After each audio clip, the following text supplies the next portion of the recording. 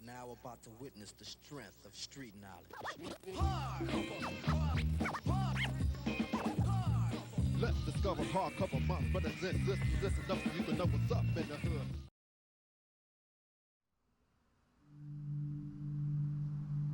It's a cry for help. We look at violence like we stealing and killing and we taking stuff from each other, and ain't nobody really trying to work for nothing. We working by grinding. We still kill. That's just the way of life now.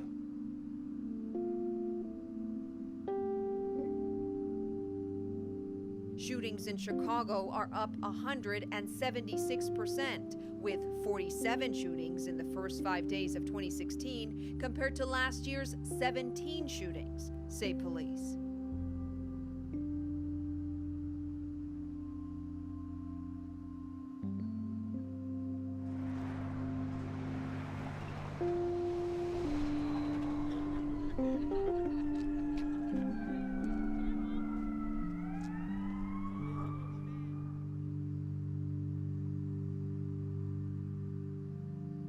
Revenge.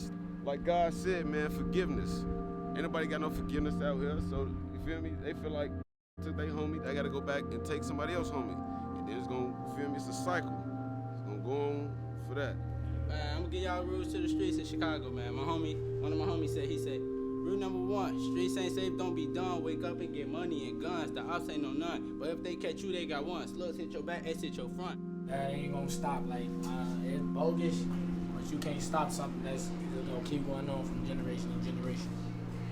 I have personally been affected by violence. I've been just traumatized, people getting shot in front of me, people getting shot next to me, behind me. Violence is taking over Chicago. That's why our murder rate is so high. So many people think it's cool, and then like the people, that's gang members that try to get out that life and stuff, people tell them like, why? Like, we your real friends, we the only people you got, we done did so much for you when you was in the gang, so why leave now? And people that's not in gangs, they get affected by it because they might be in the wrong place at the wrong time. They can't help where they live. They can't help where they gotta go to school. There's a lot of anger built up inside of people, and I think they take to the streets and find that it's okay to kill people when it's not. I grew up in a neighborhood where there was a lot of gang affiliation going on, and I thought it was cool to do the same thing. And what they got me was they killed my brother. It kind of affected me a lot, and I wanted to go through violence too, but I knew that wasn't the way up. The violence will never stop, personally. I can't stop it. You can't stop it. It's the people. It's the people in Chicago. They gotta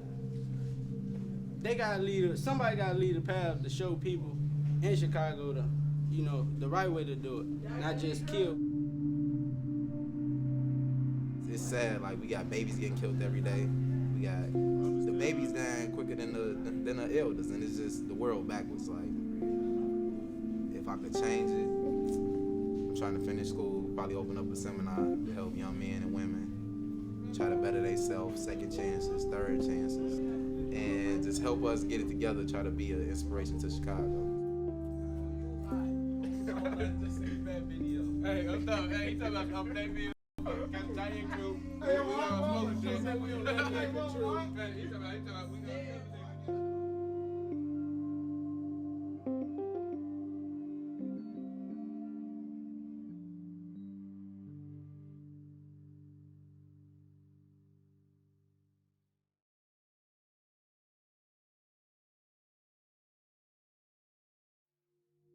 My name is Toriano Dante Johnson Jr. My name is Brianna Mia Rodriguez.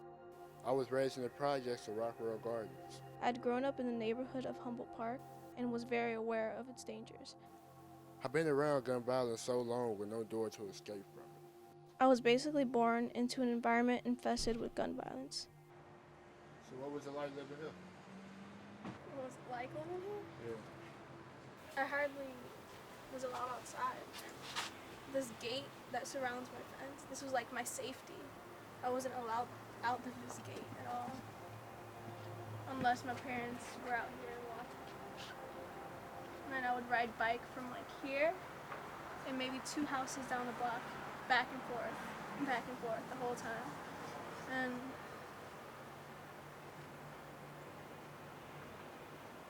actually, love this place. I miss it. I mean, it was pretty bad, but it's my home. It's crazy. It seems like it's just crazy to me how it's just now turned into some real houses. It used to be one building.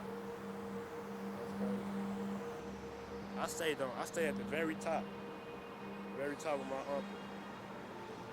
And all you heard was gunshots at night. It looks like it's right by the door. And then you walk out there, somebody laying right there in front of you. It never changed. He had been severely beaten, shot in the head, and burned. Another Chicago public school student has been killed by violence in the streets.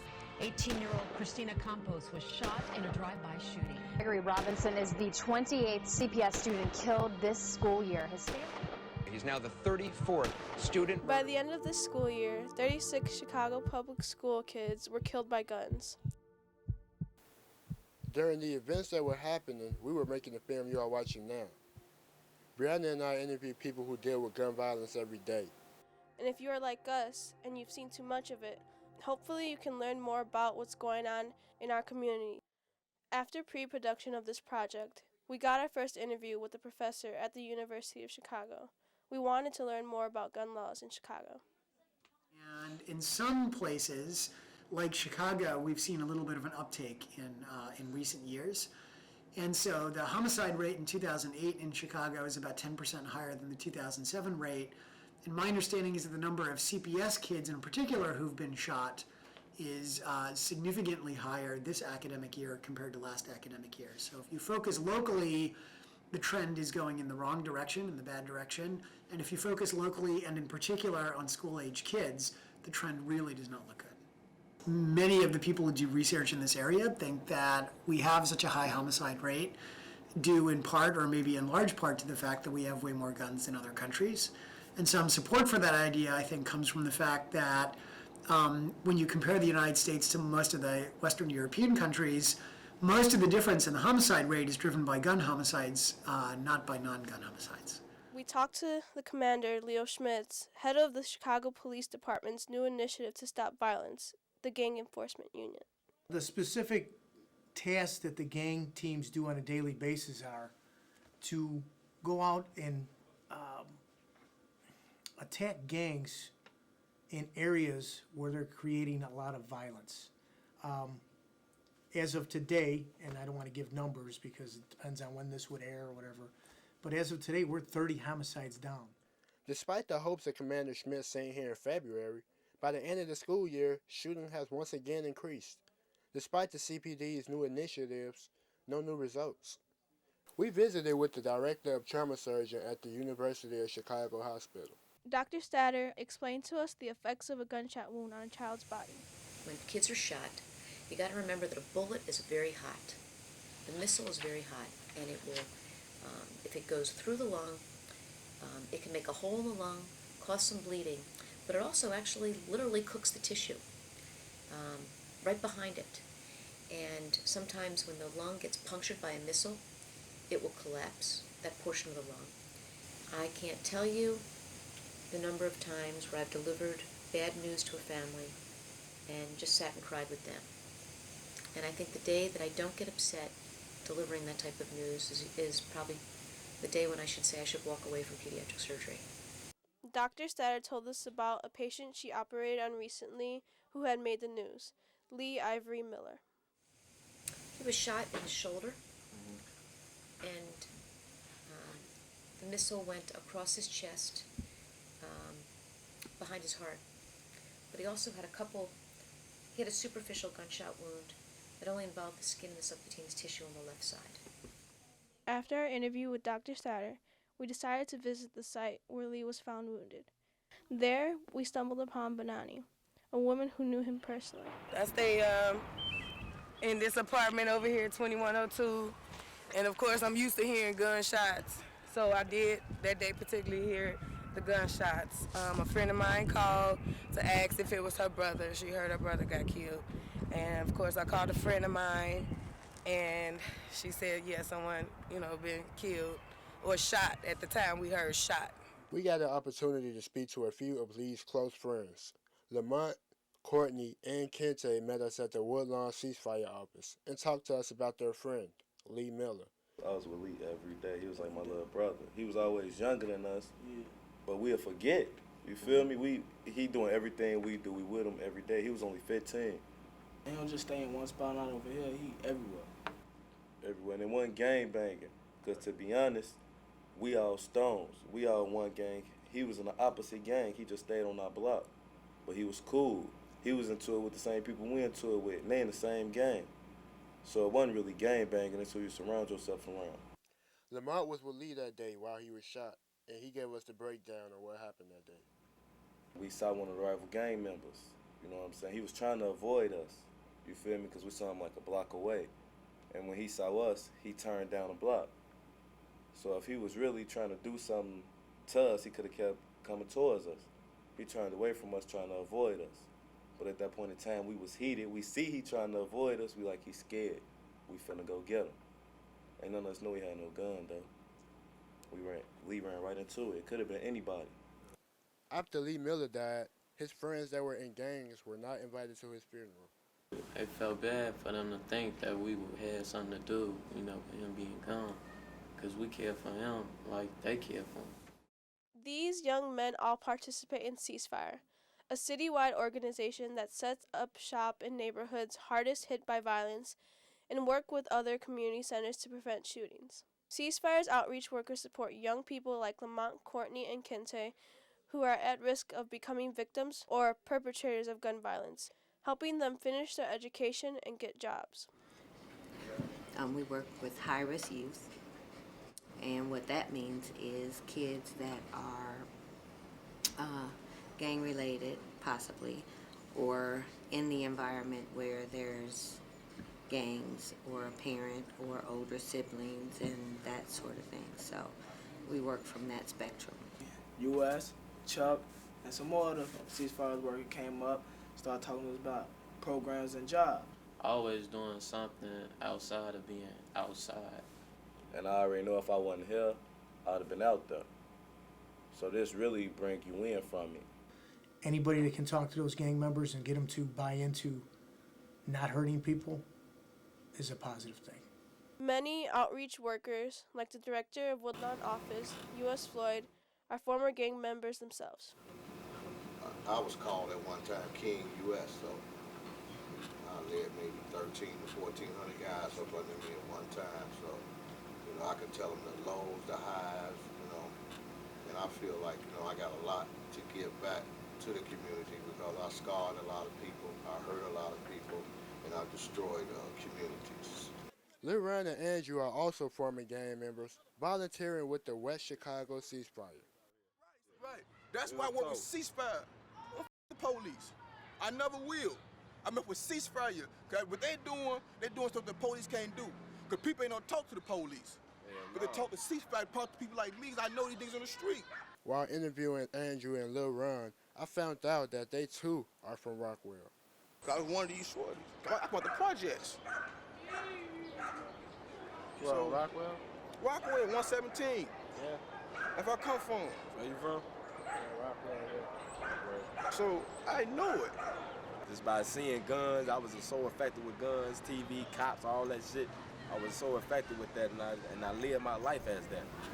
So I could tell them the stories, and try to get them to change, and then try to help them to change and make a transformation of what they're doing now. US and them told us, like, man, ain't y'all tired of this? And I'm like, yeah. Well, they said they tired of it too. You know what I'm saying? We don't know what they talking about, just like they don't know what we talking about, but it's crazy because we say the exact same thing about each other. The exact same thing. They some hoes, they scary. All of us say the exact same thing about each other, but it's crazy because we both was tired of it. We have brought them together in this office at that table with his rival, his most hated enemy, and had them sit. So they really just asked how could it be stopped. So I said, as long as they don't come in our land, we don't come in their land. But then there's situations when I might just have to go down there one day, and they just might have to come down there. So what, it's cracking again? No. As long as they come down there and mind their business. So that the peace treaty down there lasted like a week and a half probably before it was cracking again. Yeah, and it was a peace treaty, like he said. So yeah, we make progress, and then there may be a hiccup. A hiccup is like, you know, something may happen to regress, but we make progress, and then we go back, and we have to start all over again, as he stated. But it's a job, it's a task. Marnell, an outreach worker at Ceasefire, shared with us his point of view on guns and the problems they bring. The points he made about our world and country were many that we had never heard or even thought of before. And we got all this violence, man, but they keep on sending us all these weapons. Man, we got, every day, man, and they try to ban, when they banned the handguns, then they came with the most semi-automatics, and they passed laws where people can own this stuff. People buying guns in loose gun law states like Mississippi and Alabama, and then driving them up the highway to Illinois and Chicago in particular, and then selling them here. And that, you can imagine, that makes it a lot harder to enforce the Chicago and the Illinois specific gun laws when you've got guns coming in from other places. We got more guns than we got people. And it's been that way. I mean, we got semi-automatic weapons, man. We got rocket launchers, man. I'm talking about, right? I mean... We have something like 250 to 300 million guns in a country with 300 million people.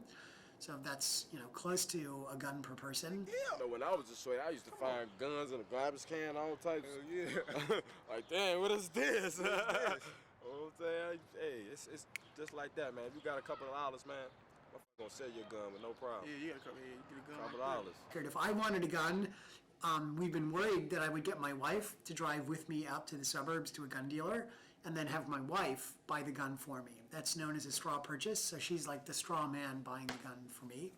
I believe that if somebody's doing straw purchases and doing a large number of them, we're going to get them. I don't care who they are, where they're at. I watch guys, and right now, the average prison system now with the federal government, a guy can get anywhere from 30 to life for a gun. If they've got a gun and they've shot somebody, they should be incarcerated for enough time where we don't have to worry about them. I mean, we started out with 3 prisons, now we got 52. That don't seem like something that works. That's why I say they get money off of it regardless. Every person that go to jail, they don't care.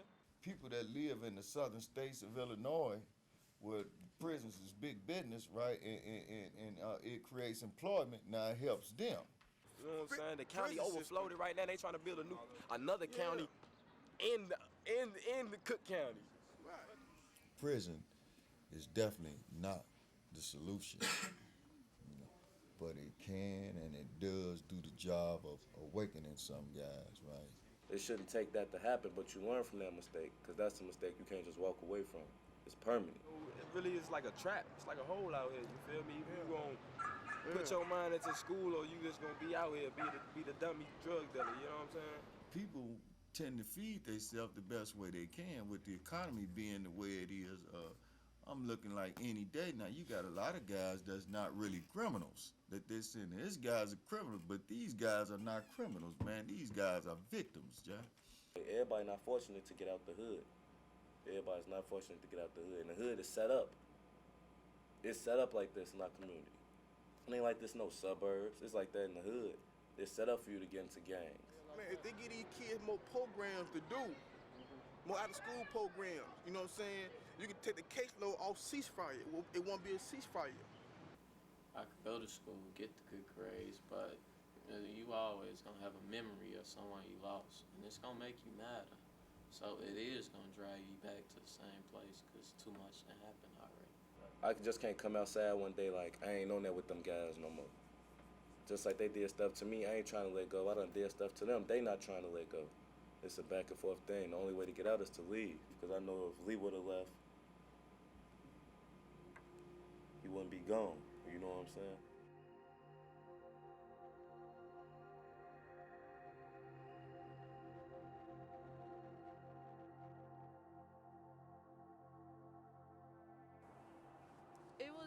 It was different because this is the first time I remember moving. I mean, I remember living in 2 other houses, but I was really small.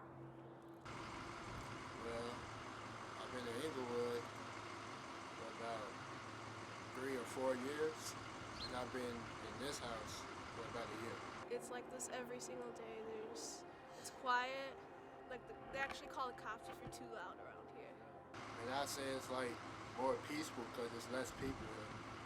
But it be them days when it just get like too out of hand, too out of control. Before I even came here, I knew that there wasn't going to be any shootings or gang activity or anything close to that. And they starting to shoot a lot over here now. I'm pretty sure it's over nothing, as always. My father's losing his job soon, so I have to start paying for a lot of things on my own. I'm only 17 and I gotta go to work. I'm the only one that's bringing money in the house, besides my mom. Chicago's my home, but I don't see, I know I came from Humboldt Park, but that's just not me. To me, I don't really have a home. Home, to me, means a place where you can be comfortable living in. And the places I've been, I can't really call none of them home. I no longer have to deal with living around gun violence. I no longer hear gunshots, and I never see gang activity. Moving out of Humboldt Park has been one of the best changes in my life. I've been recently going to Plainfield, Illinois, where my auntie lives, to get a break from Inglewood. It's peaceful, clean, and I can be outside engaging in activities and feel safe. I thought about not coming back, but I felt like I could make a difference.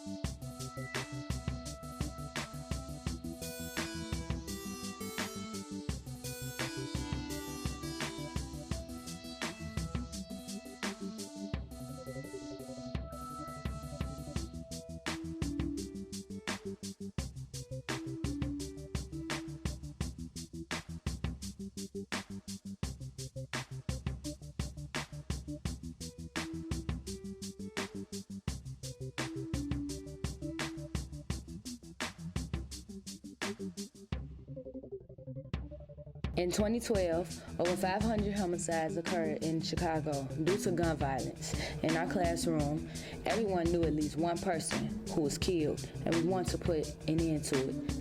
Help us turn one into none.